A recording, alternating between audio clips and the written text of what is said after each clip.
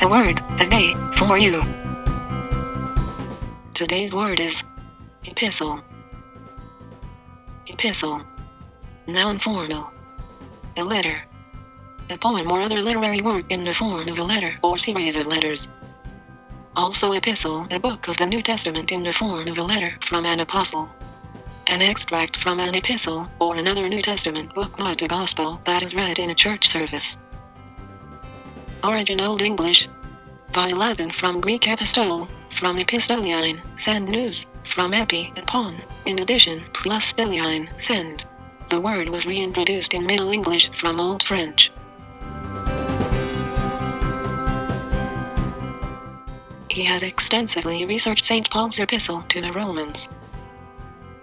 Can you use today's word in a sentence? Leave us a comment below. It may be featured in a future video. Connect with us. Join us on Facebook. Tweet with us. Check out our blog. And thanks for watching.